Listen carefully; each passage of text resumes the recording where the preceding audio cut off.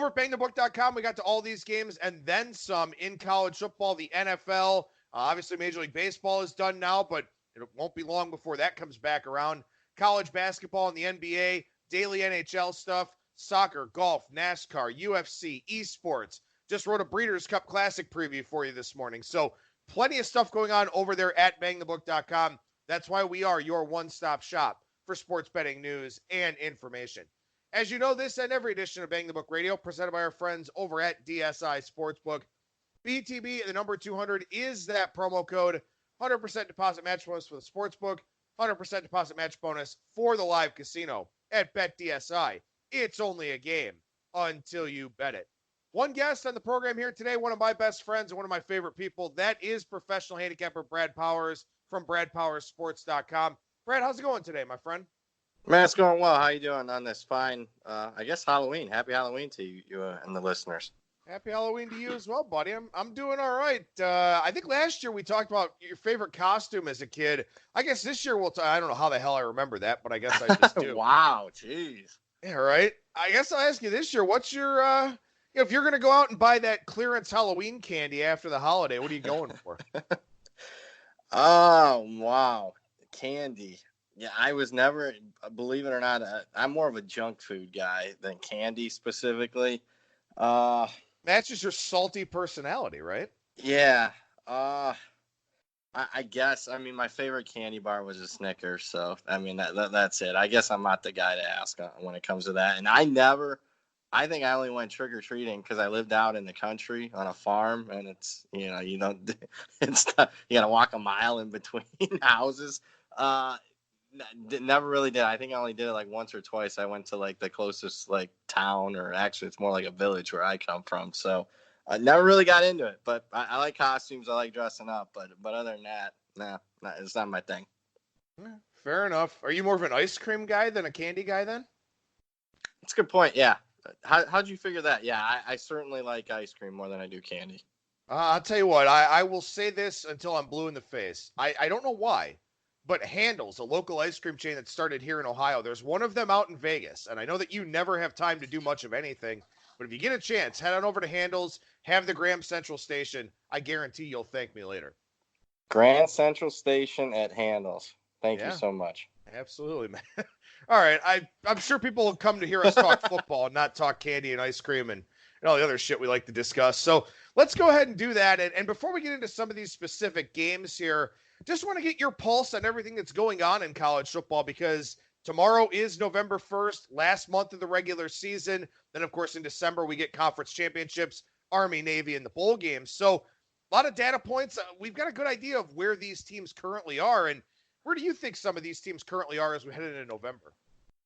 It's an excellent question. To start at the top, and I get it. I think that on one hand, I think everyone says the market gets harder because everyone's got more data. I guess I get that, and I certainly believe in that. But I guess one of my expertise, it probably goes back to my Phil Steele days, is I like data. I'm a data cruncher.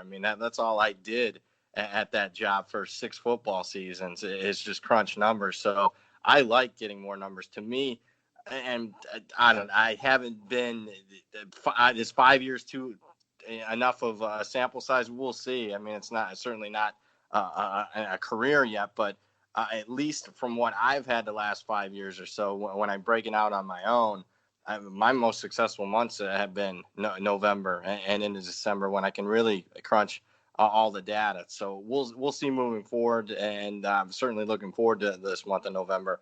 But at the top, I'm stunned. I don't know who votes for an AP poll, but I certainly don't understand how Ohio State isn't. Maybe not unanimous number one, but I don't understand how the Buckeyes are number 3. I know it's close in between number 2 and number 1, but I clearly right now, even if Tua Tagovailoa came back for Alabama, I would have Ohio State number 1.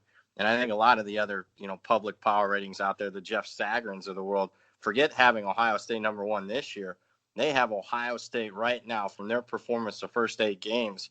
It's up there with some of the best teams we've seen in college football the last 20, 25 years. Yeah, I'll be interested to see what happens with Ohio State going forward, because they don't play another real game until November 23rd when they play Penn State. They've got to bye Maryland and Rutgers. So they don't play a real game here for another 3 weeks. And then, of course, they get Penn State and then the rivalry game against that team up north. And then the Big Ten championship game. And we'll see who they wind up getting in that. But it is interesting. And obviously next week we've got that massive LSU and Alabama game. And we'll talk about that with every one of our guests on next week's set of shows. But you kind of wonder about Alabama a little bit here, and LSU is going to be the first real legitimate test for them. At least LSU has played, Auburn and Florida, who have kind of taken them to the ropes, and Texas as well to some degree. Alabama hasn't really been tested yet, and they get that next week. I get you can say Ohio State hasn't been tested either, but just by margin of victory and by how dominant they've been, I don't know if you have those same worries about the Buckeyes that you may have about Alabama. No, I mean, if you look at strength of schedule, Ohio State's played by far the toughest schedule out of a lot of those schools. I mean, with the only exception being LSU, who's played, some legitimate opponents. But Ohio State's I think people forget when Ohio State blows a team out, they think, that team's not that good. But, Wisconsin's pretty decent. Hell, Indiana has already clinched a bowl bid. And they made quick work out of them. Cincinnati's one of the better Group of Five school. Has a win over UCF and battling for that major bowl bid. I know they're not, big names, but in my power rating, Cincinnati, Indiana, Wisconsin, Michigan State, all these teams are in my top 35. And I think Ohio State beating those teams by, 3 touchdowns plus in all those games, that says to a majority of the people, hey, those teams aren't very good. But when all reality, when you count the overall, amount of work that the body of work that these teams have had, it is pretty good. I can't get a handle on Ohio State, neither can the market. They're covering every game by 17 points, and I've upgraded them 12.5 points more than any team in the country. And still, even last week in a very public, high-profile game, that they're covering the games by 17 points. I'm not sure we really know how good this team yet, but I'll say this: anybody doesn't have number one, I just don't understand that at this point. Yeah, I've got him number one, and I try not to because, I am an Ohio State fan. I try not to let that bias come through, but, damn, this – and I was talking about this with Kyle Hunter, our Monday guest who's also an Ohio State fan, and him and I were talking over the weekend, and I'm just like, this might be the most complete Ohio State team of all time. They're good on offense. The defense is great. Yep. There's no weakness on this team. There isn't, and I even prior to last week's game, some people were asking me, I'm like, man, it's certainly better than people were talking about the title teams. The 0-2 team was a very fortunate team. There was a reason why they were a double-digit underdog heading into the national championship game. Now they won it, but still a very fortunate team. The 14 team really didn't show anything until the last month or so of the season when really JT Barrett went down and it was Cardell Jones. They didn't really show it. It wasn't a full season. That was a team that lost by 2 touchdowns at home to Virginia Tech. The 98 team, and I'm really going back here, was a very complete team, but obviously lost to Michigan State at home that blew their chances. But as far as completeness, offense, defense, special teams, even coaching, I've never seen a better Ohio State team, and that's saying a lot because I would say since about 95, they don't have the national titles that an Alabama has, but if you're looking at consistency, 10, 11, 12-win seasons, nobody's been better in college football the last 25 years than Ohio State. Obviously, we'll get to talk a lot more about Ohio State here in a few weeks' time with that game against Penn State. But let's get to some of the games that are coming up here this weekend. And we start with game 315, 316, Troy and Coastal Carolina. And I distinctly remember, it's amazing to me the things that are actually imprinted in my mind. But I distinctly remember last week when we led off with Troy versus Georgia State. And that was effectively a pick'em game. And we talked a lot about Georgia State and just how incredible their offense has been here this year. Great turnaround for Sean Elliott's team.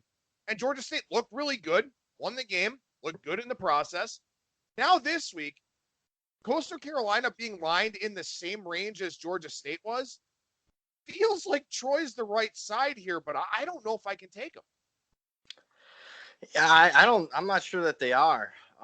Looking at it here, I have Troy by 1, so it's not like I got a big overlay by any stretch of the imagination here. So I'm really not gonna have a bet. But, I mean, look, diving in to Troy's body of work so far this season, I mean, you look at some of the wise guy stats. So you look at strength of schedule, and I'm going to use strength of schedule more because now we actually have 7-8 games of data to look at. But they played, Coastal Carolina's played slightly the tougher schedule. Coastal Carolina is better in yards per play differential than Troy. And then the spot, Coastal comes in off a bye. Troy was literally run over by Georgia State. They allowed nearly 400 rushing yards. I mean, I have Troy by 1 here, but matchup-wise, stats-wise, and I know that should all go into power rating, and even the situational spot says Coastal Carolina. That's why it's no bet for me. I got this one, Troy minus 0.5 point, so kind of in the same range there. And the thing of it is, what I'm kind of looking at here is, I mean, this line sort of implies that Coastal Carolina and Georgia State are pretty close. And I don't think that's the case. So I guess what this line is actually telling us is that Troy probably was a team that was adjusted quite a bit last week, maybe dropped as much as, 3.5 points out there to get this line in the same range. I understand Troy being -1 and taking the money here in this one. But like you said, I mean, Coastal Carolina situationally, it sets up well for them. They've been a pretty competent team here under Jamie Chadwell, and maybe Troy just isn't very good. And I think this is a very important lesson for our listeners and probably for you and I even with our experience in this industry, that when those group of 5 teams that have kind of been the class of the conference for a while do start to slack off, we're all very hesitant to move them too much. Maybe sometimes it's just warranted. That isn't. I mean, that's as sharp as it gets. I mean, people ask me, why do you do that Bang the Book show? They really don't, but I'm just having some fun here. That comment right there that you just said, absolutely. I think the market is slower to adjust these teams. They see the brands. Troy's been, among the class of the Sun Belt for a decade plus. I'll give an example in the MAC. Northern Illinois, I don't think is certainly as good as what they've been the last 10, 12 years, but the adjustment in the lines is much slower than what we've seen at some of the more high-profile Power 5 conference teams. What you just said is about as sharp as a comment as I've heard probably all year. And I consume a lot of content. I mean, basically that's all I do for 70, 80 hours a week. So kudos to you, man. I appreciate that, buddy. We'll jump down to an ACC matchup here. Game 317, 318, Pitt and Georgia Tech. Pitt's a 7.5 point road favorite here. And again, we talk about all the data points that we have on these teams, and all of us knew that Georgia Tech wouldn't be all that good here this season. But I'll tell you what, man, this is a feisty team that Jeff Collins has. Yeah, and a feisty spot for him coming off a bye after they, broke through and got that win over Miami, Florida. I have it at 8, though. So I don't think it's cheap on Georgia Tech at this point. And I even think the last 2 games that these 2 teams have played have both been against Miami and both a little bit misleading. Georgia Tech was very fortunate to win that game. Now I get it. They obviously should have easily covered that game. But the fact that they won it outright, Miami missed 3 short field goals. I think Georgia Tech faked a pump for a touchdown. They had a fumble recovery in the end zone for a touchdown. And Pittsburgh, last week lost to Miami, but they outgained the Hurricanes by more than 100 yards. So to me, those couple of misleading finals is giving slight value to Pitt. I actually lean with Pitt here minus the 7.5. My number here is 6.5, but I'm not really interested in touching Georgia Tech in this one. Again, as you mentioned, the spot, not bad for them, but Pitt just generates so much havoc with their pass rush. Georgia Tech trying to figure out a different offensive scheme because they're not running the triple option anymore, as we all know. There's something about that game that kind of worries me a little bit. And again, opening north of a touchdown with how Georgia Tech is off that upset win, with how they've been a pretty good underdog team here so far. And, most of us had 17.5 against Duke. Georgia Tech did cover, 18.5 that was out there. So they've been a good dog team. And to see that one north of a touchdown, again, probably suggests something. Read into the market, read those clues. Very, very important for you to keep in mind here at this time of the year. We stay in the ACC game 337, 338, Virginia and North Carolina. North Carolina, a 2.5 point favorite. I know we talked about kind of digging in with Virginia last week. Can you do it here this week? Well, I did last week and came up short with a ticket. So I'm not really anxious to go back to the well here with Virginia, who, is really struggling offensively to have an identity And it's Bryce Perkins and who are the other playmakers. What I do know is, and obviously the market knows, and my power ratings say it's going to be a close game. But how in the world can you, if the game got to a field goal, I'd be on Virginia. My power ratings are relatively strong on Virginia here. I got like North Carolina by about a half. But the fact that it hasn't hit a key number of 3 yet, that is kind of preventing me from making a bet. I mean, no, you want to talk about variance and a lot of high variance teams. Well, North Carolina is the opposite of high variance. I mean, there is no variance in their games when every single game, pretty much outside of Georgia Tech, has been decided by 6 points or less this season. They've won a few, they lost a few. I guess that's why they're sitting here at 4-4 on the season. I can't see just that stylistically both teams, and it's a very important game in the Coastal. I don't see how it doesn't come down to a final possession. It's going to be a close game. I don't have a bet unless it goes to 3. I got this one pick 'em, so you and I are kind of in the same spot there. Still trying to believe in Virginia, but, again, my belief kind of waning, much like yours, week in and week out. North Carolina's not in a great spot here either, as we all know. So should be an interesting game there in Chapel Hill, but like you, not really too strong of an opinion on that one. We'll see if we got some stronger opinions as we go throughout the segment here, including game 341, 342, Virginia Tech and Notre Dame. Notre Dame, a 17.5-point favorite coming off that blowout loss to Michigan last week. Yeah, I have it at 17.5, but I hate the spot here for Notre Dame. I mean, that was the spot last week. I mean, that's the performance you roll out there off a bye when Michigan's off a Penn State game. Good job, Brian Kelly. That's why I'm a huge fan of yours, and I'm speaking of this as a Notre Dame fan. I mean, that was honestly, and I'm not as big of a fan anymore because I had one of my biggest bets of the year on Michigan on the other side. So, I mean, it didn't hurt me anything. But I'll just objectively say that was one of the worst losses in the history of Notre Dame football. When you look at the stakes, and they're not playing Alabama, they're not playing Clemson, they're playing a peer. In some instances, a team that was expected to be worse than you, at least heading into the game. That's the line was pick 'em, even though it was at Michigan. I mean, that was about as bad as a performance as there's ever been. I don't know how you pick yourself up off the mat. No playoff bid, no conference championship to play for. And you profile Notre Dame when they don't have anything to play for. When does that usually occur? The month of November. Last 5 years, Notre Dame in November, 6-15 against the spread. They're coming up short by about 6 points per game. And it's actually a little bit worse than that because they went 3-1 in November last year. Well, last year they had something to play for because they had a playoff bid on the line because they were unbeaten. So really, when the games don't matter in the month of November for Notre Dame, the last 5 years are 3-14 against the number. I don't think Vodtech's very good, and they haven't played a tough schedule, but it's a nice spot for them. They're coming off 3 straight wins. Should be feeling confident about themselves off that bye. Yep, I bet, and I like Virginia Tech plus a 17.5. Yeah, I got this one 18 and a half, and I still like Virginia Tech in this spot. And this is a shame on me moment. And again, it doesn't matter how long you do this. There are still things you pick up every year. You never stop learning something in this business. But I downgraded Virginia Tech significantly off that Duke loss. Not just because they played so bad, not just because they struggled with Old Dominion and Furman the previous 2 games, because they quit in that game. And I had major concerns about Justin Fuente, about how this defense would play for the rest of Bud Foster's tenure. And they've shoved it right in my face here with the 3 straight wins, including, the road win at Miami, a game that they were up big in and kind of let Miami leak back into that one. And then the North Carolina win was a good one for them. So this Virginia Tech team has not quit at all. And I agree with you that you've got serious motivation concerns for Notre Dame at this point in time. Yeah, Virginia Tech's not very good, but this is a team that can lock up bowl eligibility, can reward Bud Foster, and can maybe get a wounded animal in Notre Dame. I think Vodtech is the only way you can look here.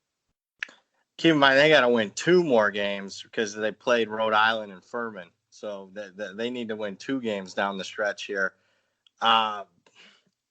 With that being said, and I liked what I've seen coming out of them, at least the last 3 games, I still have Virginia Tech downgraded like 8.5 points since the start of the season, which is among the biggest 5-6 downgrades out of all of college football. So, I mean, if people ask me why is this line 17.5, I think there's still some concerns out there in the marketplace because Virginia Tech's played such a weak schedule. And let's face it, they've still come up short when it comes to expectations. If you go by ATS margin for the season, they're third worst in the country. They're falling short by 9 points per game. Only Nevada and Akron are worse in the country when you do ATS margins. So that's the scary part of taking Virginia Tech. But to me, it's all about the spot here. And I just think Notre Dame's feeling sorry for themselves after that abysmal failure of an effort in Ann Arbor last Saturday. Appreciate that clarification there on Virginia Tech. A good reminder, again, those FCS wins, only one of them can count if you play multiple FCS teams. You can apply for a waiver, or if there aren't enough bowl-eligible teams, maybe you get a favorable ruling. But this year, with everybody beating everybody, we're going to have a lot of teams that have 6 wins. So Virginia Tech does need 2 wins, as Brad mentioned there. We moved down one spot, 343, 344, Oregon and USC. I've talked about this game with a few different people. We're all on the same side here. I'm curious to see if you fall in line with the rest of us. Ooh, that's kind of scary. Even if I'm on or against. I'm on SC. I think Oregon's defense has been a little exposed the last couple of weeks. They've allowed 31 and 35 points to Washington State, and they were very fortunate to win those games. I think, full season stats are going to say, hey, Oregon's defense is much improved. They're really good. And I get it. They are improved, but who are they playing in that 5-game stretch where they allowed just a total of 25 points? I think it was some questionable competition. And Washington State's 2 turnovers just killed them. It was interception in the end zone, and that Washington State was Oregon's opponent last week. And the other one was returned for a touchdown. So that easily could have been a loss for the Ducks. I think it's kind of my worry is SC's got to have some success early. They're really banged up. But they still fought through it and won on the road against Colorado in the fourth quarter last week. They have exceptional talent at the wide receiver spot that I'm not sure Oregon I don't think Oregon's going to have success in that department. And SC, I think Clay Helton's a joke, and I think he's overrated, but kudos to him. He does take care of business usually at home. He's 23-3 straight up. I think it goes down to the wire. It's a one-possession type of game. The line says it's going to be. But if you're forcing me to lean with it, I'm on SC here plus the points. Yeah, so am I. And that's kind of been the thought from our guests here on the show and the guests from the people, or the thoughts from the people in my network. And I agree. When everybody's on one side, it definitely is very terrifying. But as you mentioned, this one just sets up so well. And how many times have we seen it where a team flirts with a loss a couple weeks in a row, like Oregon has, then all of a sudden somebody either blows them out or, does wind up getting that win. There's usually no in between. It's usually a blowout or like a last second deflating type thing. Feels like Oregon falls in that category here this week. And you mentioned Clay Helton. As great of a recruiter as Mario Cristobal is, this is one of the few weeks where Clay Helton isn't really at an in-game disadvantage. Yeah, or, on the other side, Oregon can't roll out and have a talent disparity edge because, I don't think that much of Mario Cristobal. I think he's done a solid job as far as building the foundation of the program. Recruiting is going well, but when it comes down to X's and O's, and maybe that was your take, and I was just misreading it. Yeah, it's not. Clay Helton's usually up against it, X's and O's, when he looks across the sidelines to, a guy that was an offensive lineman. Nothing against offensive linemen. I just don't think schematically they're the best X's and O's coaches. I don't think Clay Helton's going to be overmatched in that regard. All right, so we jumped out one spot here, 345, 346, staying in the Pac-12, Colorado and UCLA. And all of a sudden, we've reached a point in the season, Brad, where UCLA is going into some games with some expectations. They're a 6.5-point favorite here. Yeah, and that's about right where my line is. I got, the UCLA 6.6 if you want to get real technical. So I really don't have an overlay whatsoever.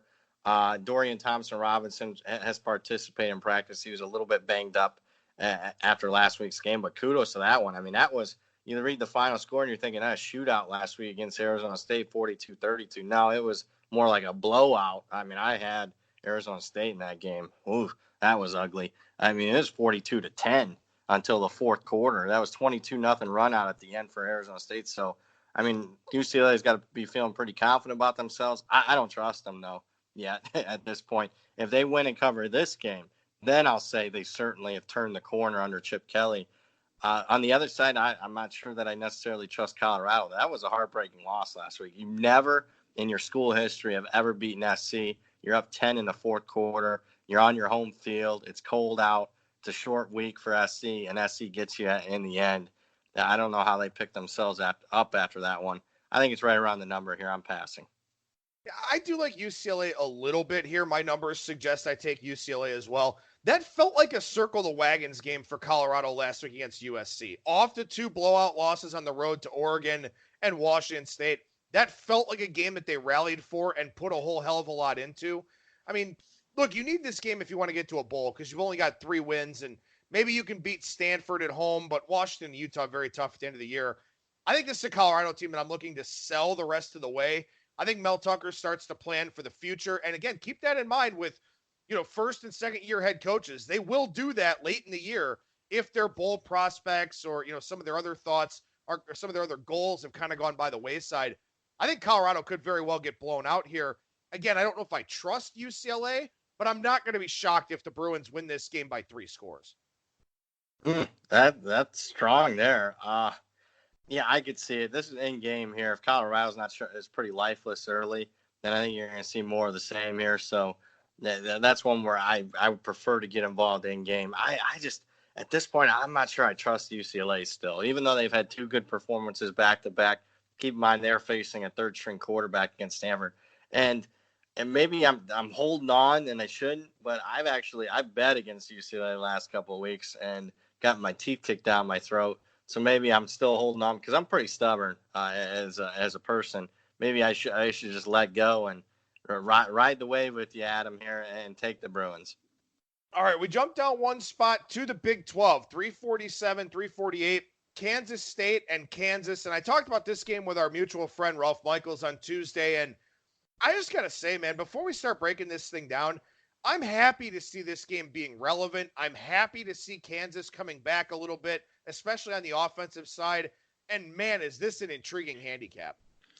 It is. I'm on Kansas, even though, numbers aren't strong on it. In fact, Kansas State, I got a little over 7. But my numbers have been high on Kansas State. My biggest overlay last week, I don't know why I didn't have a big bet. I'm shameful that I didn't, but Kansas State last week against Oklahoma, I had it like 18, numbers 23.5, and I look back through it. Why did I have only a small bet on that one? But it is what it is. But I'm not sure that the full season data points are totally accurate for Kansas because they've been a completely different offense the last couple of games, and there's been a fundamental change being Brent Dearman coming in and being the new offensive coordinator. Kansas is better in yards per play differential than Kansas State. And, I know both teams off emotional big wins. I mean, Kansas, the way they won was just as emotional as Kansas State pulling the big upset. But at home, catching the 6 here, I like Kansas quite a bit, plus the 6. And I wouldn't be stunned if they won the game outright. Yeah, Kansas hasn't won this rivalry game, the Sunflower Showdown, outright since 2009. So obviously they've got a lot on the line here. And not just that with Kansas and how much more proficient they've been on offense, but they've also really sped up the tempo. And you sort of wonder for Kansas State how they handle that type of situation. They were able to play ball control against Oklahoma, limited Oklahoma's possessions, limited their number of plays. Kansas State really hasn't run into too many up-tempo teams here this year, and they have struggled against the ones that they have. So you worry about that a little bit for the Wildcats with that emotional hangover, too. Yeah, and they put 5 more minutes on the clock against Oklahoma. They were holding on for dear life at the end of that game. So I wonder, can they hold on here? Because, Kansas is going to run a lot of plays at them. That was part of my handicap, and I talk about my newsletter each week. One of my plays is Kansas. I just like the matchup here for Kansas. And Kansas has been getting a lot of money in the marketplace last couple of weeks. I anticipate if you're going to bet Kansas, I think bet them now. I don't think 6 is going to last in the marketplace come Saturday. Speaking of teams that have taken a lot of money in the marketplace, we go to Conference USA game 355, 356, Marshall and Rice. And you and I talked about this last week, and all the Rice money, and at some point they have to show you something, and at some point they got to cover numbers to get that respect. We're not seeing any Rice money in the marketplace this week. Stunning, isn't it? I think a lot of the wise guys that have lost with Rice I'm maybe tired of it. And to be perfectly frank, this might be the time you can talk me into it. Now, numbers wise, it's relatively close. I think I got like Marshall by 11, 11 and a half. So certainly numbers aren't calling for Rice here, but I thought Marshall was very fortunate to beat Western Kentucky. I mean, that was a game where 2 turnovers early in the game. Marshall's up 14-0.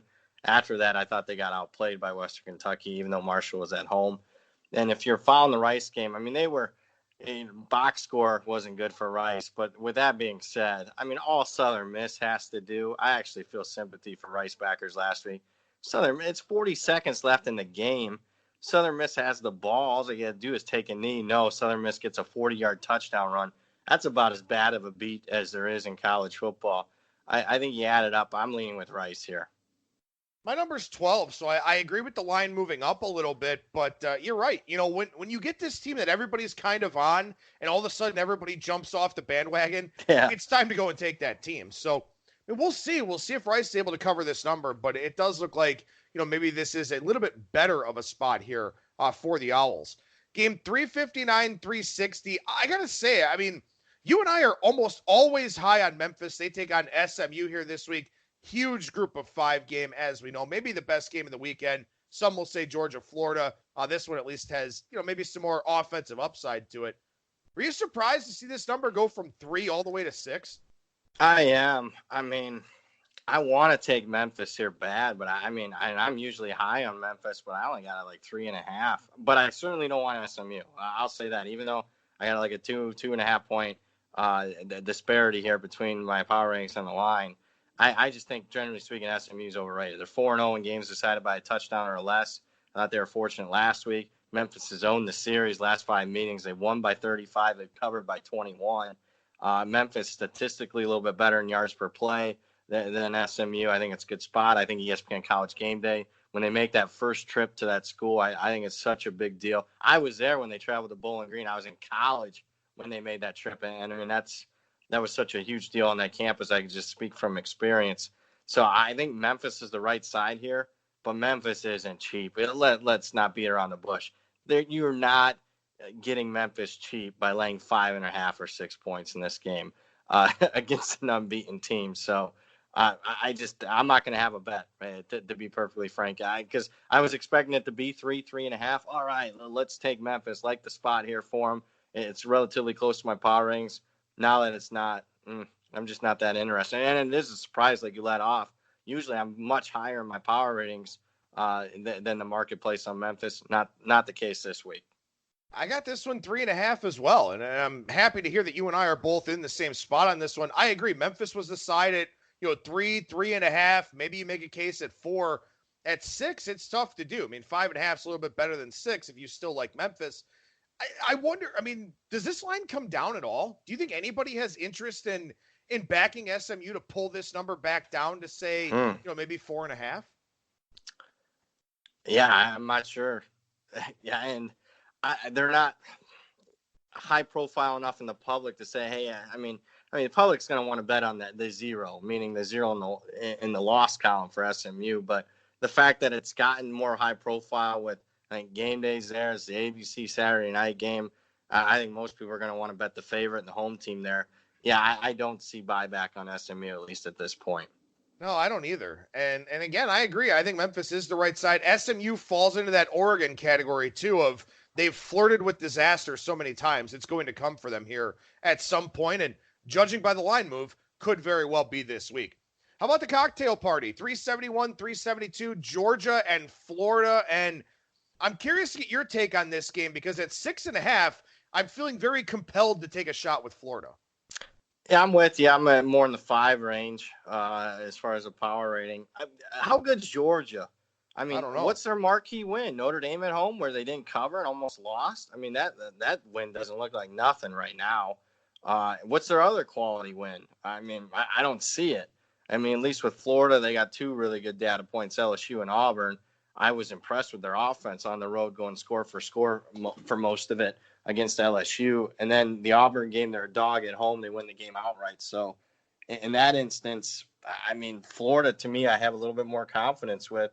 Georgia's owned Florida the last couple of years here in this matchup. But I'm not seeing it. Jake Fromm's struggling even after the South Carolina game. I know it was played in the rain, but that wasn't great against Kentucky. Florida's getting 3 key starters back, 2 defensive players, their wide receiver, Tony. Mullen's usually good in these matchups as far as top 10 teams, even dating back to his Mississippi State days, his days there. I'm on Florida here. I'm going to wait, though, and see if I can get a rogue 7, but 6.5 is still a go for me. Yeah, I'm doing the same. I'm waiting to see if I can get a rogue 7. If I don't, I think 6.5 will still hang around for a little while. You mentioned Dan Mullen, and I don't know if there's an answer to this question. Obviously, it's in the eye of the beholder. Is Dan Mullen a better head coach than Kirby Smart? That's a good question. I Kirby's so. a better recruiter. I think Kirby's a good defensive coordinator, but man, when I watched that LSU game and Mullen's calling the plays, I'm like, this guy is an elite play caller. I mean, he's running stuff that it brought me back 10 years when he's offensive coordinator, when they're winning a couple national championships at Florida with Tebow at quarterback. I think Mullen's a better head coach. If you're just looking at X's and O's, I think Mullen's better than Kirby Smart. I think so too. And I think there's this there's always that perception of, the Saban assistants and the Saban coordinators in particular. And I mean, Kirby Smart's been great. He's had a lot of talent there. Florida was out talented by LSU, and they still hung around for a long part of that game. And I think that really speaks to Dan Mullen. And of course, everything Dan Mullen did at Mississippi State too, hanging in there against the Alabamas and the A&Ms and, even Ole Miss when they were really good under Hugh Freeze. I think Dan Mullen's really underrated. So maybe that's part of my handicap here too in this one. Move down one spot on the board. This one, and I haven't had a great feel for the Big 12 this year. TCU and Oklahoma State. Oklahoma State now a 3-point favorite, pretty much market wide against TCU. Man, I don't know what Oklahoma State team I'm going to get week in and week out. Yeah, and I got it at 6, which should signify bet Oklahoma State. Should be one of my better bets of the entire week. I mean, I had Oklahoma State a couple weeks ago, and I'm not sure I trust Spencer Sanders, their quarterback. He's thrown 10 picks. Now he's going against a ball hawk and TCU defense that just intercepted Sam Ehlinger 4 times. That is my major concern and why I'm not going to have a big bet on Oklahoma State here. But I think it's funny. The week after I have a really big bet on Oklahoma State, they melt down with turnovers in the fourth quarter against Baylor. Well, how they upset Iowa State last week, turnovers, especially in the fourth quarter, they get an interception return, pick 6. That's the game-winning touchdown in that one. Out first down, 30-14, but yet they pull an upset over Iowa State. Would have preferred that kind of result the week prior. Not sure what I'm getting with Oklahoma State on a week-to-week basis. TCU, I mean, I could argue 2 things with TCU. Did they finally turn a corner with Max Duggan at quarterback last week? He had his best game of his career. He's a true freshman. So maybe the arrow's pointing way up, or are they due for a letdown? Because, I mean, the fans stormed the field last week. And in reality, TCU, to me, coming into that Texas game, had been middle of the road. In fact, I would say slightly disappointing so far this season. Too many high variance situations here for me to get involved, even though my power ratings say it's one of my strongest plays of the week. Yeah, my power ratings had Oklahoma State, I think 8 or 9 against Baylor a couple of weeks ago. Played Oklahoma State. That was a disaster. I'm at 8 here again this week, and I don't think I can play Oklahoma State. I don't know what I'm going to get week in and week out, by and large, from Spencer Sanders. And TCU, I wonder. I mean, great for the freshman to grow up there in Max Duggan. Also, Texas's defense is terrible. I didn't realize just how bad Texas's defense was. I don't know if Oklahoma State's is that much better, if at all. But the Big 12 has been weird this year, to say the least. And we kind of saw that personified last week with Kansas State over Oklahoma. And then Kansas State could very well lose this week. So just kind of the transitive property of college football at work, I guess. Let's talk about another lower profile game, but this one's interesting. And in particular, the line move fascinates me here. 377, 378, Tulsa and Tulane. Tulane up from 9 to 10.5. And I think a lot of people, at least in our circles, would call Tulane one of the most disappointing teams of the season, whereas Tulsa's been pretty impressive overall. They haven't gotten wins, but they've been very close. They've gotten a lot of covers. This line move surprises me some. Really? What's your power rating? I mean, I've got it 10, but just looking at the body of work for both teams, it's interesting that, the perception biases aren't coming into play. I mean, I got a 10.8, and you know me, I don't beat around the bush. If I agree with you, like I did earlier, I said it was one of the most brilliant takes I've heard all season. I'm going to give you kudos. Tulane disappointing. I mean, they're 6-2 against the number this year. I got them upgraded by 6 points since the start of the season. Where do you have Tulane compared to the start of the season? Oh, I'd have to look. Go ahead and talk. I'll find out for you. You look while I, tear you down on that. No, not really. I mean, Tulsa, to me, I don't have a bet. So, I mean, if I had a bet against you, then I guess that would be much better. Looking at it here, Tulsa, I think, is much better than their record indicates. They're sitting here at 2-6. But, I mean, to me, I mean, they've been, kind of on the unfortunate side, including last week. They missed a 29-yard field goal on the final play. That would have given them an upset over Memphis. Tulane also lost on a field goal on the final play of the game. Looking at it here, I would like to have a bet here, and I agree with you that maybe you're a little bit surprised as far as moving through 10, but I guess where my biggest disagreement was, I think Tulane's been fine this year. They just come up against it the last couple of weeks on the road against two, good teams in Memphis and Navy. Prior to that, losing by 18 to Auburn on the road, there's nothing bad about that. I mean, I think Tulane's just fine. I think that they turn around here and win the game by around 10. I've got Tulane up 8.5 points from where I had them coming into the season. So There's the answer to your first question. Secondly, look, Navy's a lot better than we all thought. I understand that. Give Tulane credit for getting back in that game because it looked like Navy was going to boat race them, pardon the pun. They were up 21-0 after the first quarter, blown out by Memphis.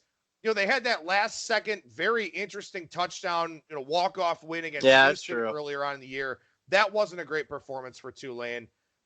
Again, maybe it's just recency bias, but, I kind of wrote off Tulane a little bit last week, going down 21-0 to Navy. Again, credit for coming back. I think Willie Fritz is still a very, very good head coach, but Tulsa's been very impressive here too. And again, I thought that recency bias would come into play.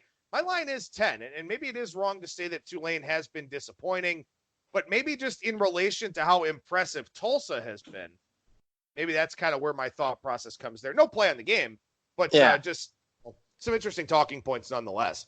Tulane's season win total is 5.5, brother. They win this game, and they're expected to do so. They pass it. So that's why I went at you on that one. I think they've been just fine this year. All right, fair enough. I guess maybe it has just been the last 2 weeks, and I guess we see what they do here, and we'll see what they do the rest of the way. I mean, Tulsa at Temple, UCF at SMU. Yeah, they may, exceed that. They might need to win this game. Yeah, that's the thing. They might get to 6 wins, and that's the difference, right? If they go over 5.5, but they go 6-6, I mean, how much can you say they exceeded expectations? Not that much, but they'll be happy with it. It's Tulane. We're not talking about Alabama here. I think you got to be happy with a bowl game. Yeah, I agree. All right. So let's talk here about, we'll skip that one game just in the interest of time. Let's go to 391, 392 here, Utah and Washington. And my God, Utah has just been a juggernaut since that game against USC. They have, but I think they're expensive now. And I mean, they've won 4 straight by 31. They've covered 4 straight by 17. I mean, do you want to walk in front of the freight train? I do. This guy does. I'll take Washington plus the 3.5 here. I mean, Peterson off a bye in his career. This is regular season off a bye. Going back to Boise State, 18-0. 18-0 off a bye. Not against the spread, but straight up. Against the spread, he's like 11-7, which is, I mean, I'll take 11-7 for, a couple week period. I mean, now through the rest of my career, and I'd die a very rich man. He's covered those games by about 4 points per game. I just think you're starting to pay a premium now on Utah. And, Washington was catching, 3 at home against Oregon. Could have easily won the game. Now with a little bit of a reset after a bye, I mean, I'm going to take Washington here. I like them quite a bit. It's one of my favorite plays of the week. I have Washington by 1 in my power ratings. Look at the stones on Brad Powers here. I like it. I got Utah -2. I'm not stepping in front of that Utah train. Hey, props for the Peterson stat. Maybe they do figure it out here coming off the bye, but I got to say, I don't want to say that I've been disappointed by Washington since, you just yelled at me about that with Tulane. I've been underwhelmed by Washington so far. Does that count? That does count. I mean, I don't want you digging for it again, but even though they've been, I would agree they've been disappointing, and they've lost 3 games. I only have them slightly down in my power rankings, and maybe that's the major mistake that I have here. I only got them slightly down because I was relatively high on Utah coming into the season. I mean, I got them up like 5+ points since the start of the season, so I think my Utah power ranking is fine. It's the Washington one where I have a disparity between the market. Even though they've been disappointing, lost 3 games, I only have them like really slightly down. Like I'm talking a half point or point since the start of the season. And I guess I'm going to find out if I'm right or wrong this week with my Washington bet. I'm up 4.5 points this season on Utah. I'm down 3 on Washington. So, and that's the difference there is Washington. Yep. And we'll see how that one plays out. One more college football game to throw at you here. 393, 394, Boise State and San Jose State. I just wanted to kind of get your take on San Jose State and, this newfound success for a program that really hasn't experienced it a whole lot. Now, they are a 17-point dog here at home against Boise, but Brendan's got this team going in the right direction. Do they keep this one close, or do they just kind of collapse under this newfound pressure? I mean, I got it right around 17, so I'm not sure. I mean, it all comes down to Bachmeier is going to play for Boise State, the quarterback. He missed that last game, and obviously Boise lost that game against BYU. So Bachmeier, even though he's had an up-and-down kind of season as a true freshman, I like the kid from a moxie standpoint. If he plays, I'd probably lean Boise State. Looking at the injury report, he was questionable, although it was more of like a hip pointer is how they were describing the injury a couple weeks ago prior to the bye. I don't think it's a great spot here for San Jose State, but they certainly got to be playing with some confidence here after that Army win. And, I mean, they got 4 wins already, and the last 2 years combined they had 3. So certainly they've far exceeded expectations so far this season. And it's been a major surprise because I thought it was going to be another 2-3 win type. I thought 3 wins would have been a good job by the boys from San Jose this year. No bet for me. Boise State's actually really good as a road favorite. Last decade, they're like 37-19 against the spread as a road favorite. All right. Well, there you go. That wraps up the college side. We'll spend a few minutes on some NFL games here. We'll start with Titans and Panthers. I think this one's kind of intriguing because Carolina, I mean, that's as ghastly of a performance off of a bye as you can possibly have. What they did last week against San Francisco. My dumb ass and a lot of dumb asses were on Carolina last week. That line just continued to go down. I knew that as it kept going down, my side was screwed in the contest, and it completely was. Now Carolina's a 3.5, and we're seeing some 4s pop out there as well. Point home favorite against Tennessee. Real quick, because I know we skipped it. You sent me the rundown, but I have a major bet on Western Kentucky. Are you on Western Kentucky or FAU in that game? Because you wanted to talk about it. I'm not on either one, but I'm interested to hear your thoughts then.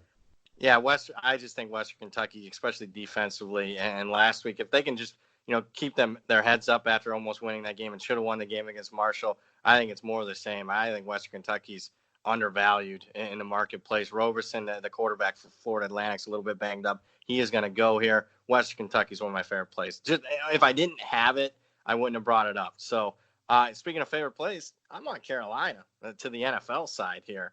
And here's what I looked. I'm like, in the NFL, you lose you get blown out. How do you do the next week? I thought you got to be good because the market's going to throw you in the trash.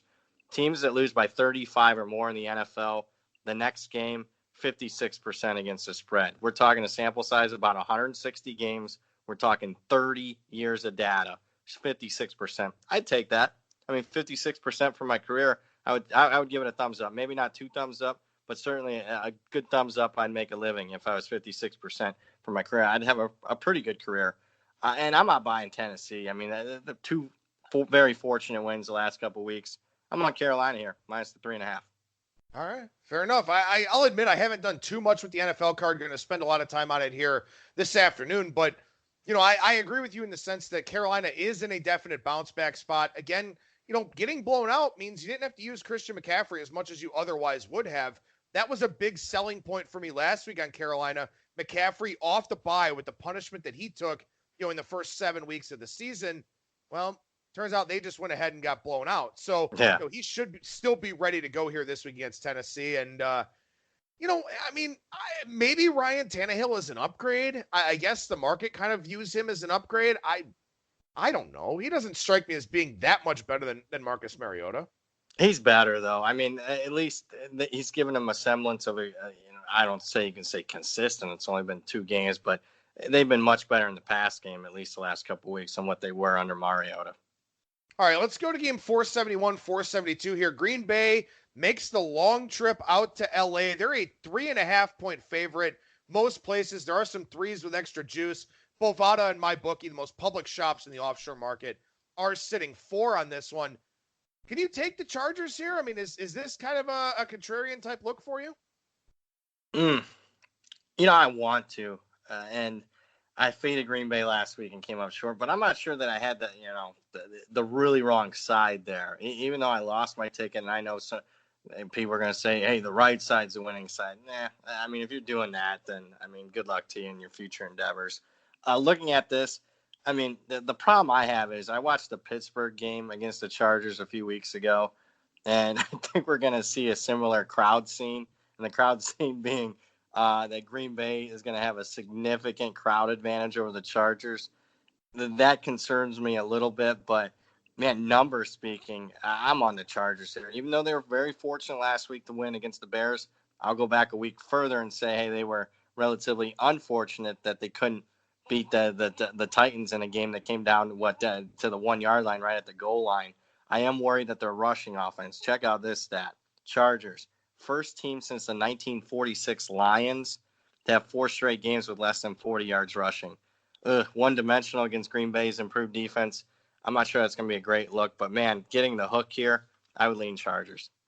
Well, and I think something that's always interesting, whether it's college or the NFL, is, how teams do after firing a coordinator. And I don't know. I mean, I don't know if it's going to be an upgrade for the Chargers moving on from Ken Whisenhunt.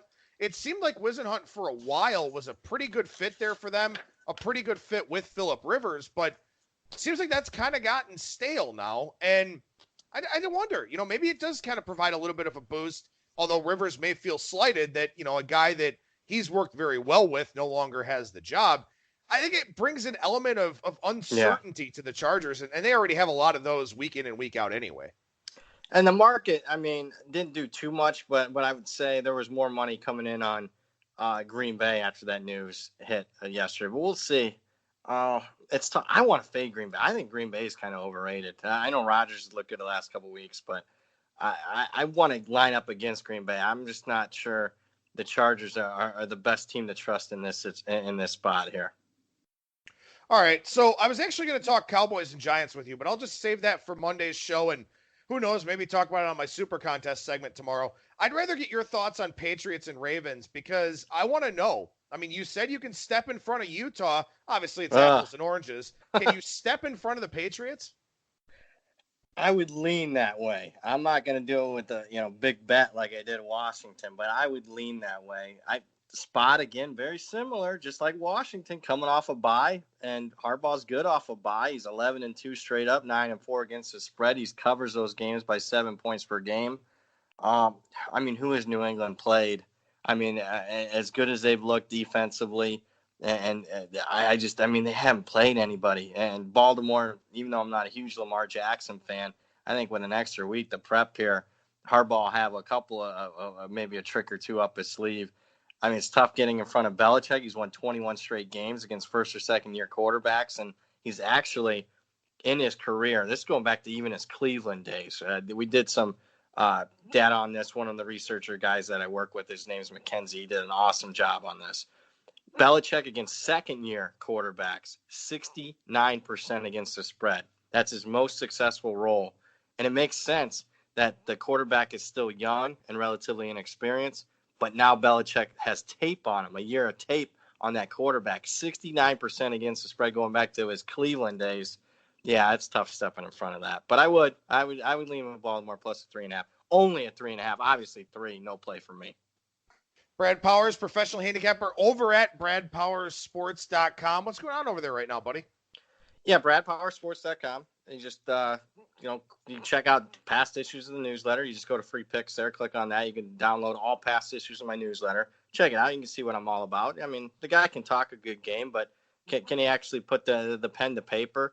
Well, I'll tell you, I mean, every single game as far as college and NFL, you get a game right up each and every week. You get my power ratings. You get my power rating lines. You get the top trends of the week. You get all that, and you can get it all the way through the Super Bowl each and every week, college and pro, $49. That's the entire rest of the season through the Super Bowl, $49. It's called the Powers Picks newsletter. It's available at bradpowersports.com. And as always, great information and good insights at Brad Powers and the number 7 on Twitter. Brad, I appreciate your time as always, man. I love talking football with you. We could do it all day if you let us, but thank you so much again, man. I'll talk to you again next week. Hey, sounds good. Thanks for having me on.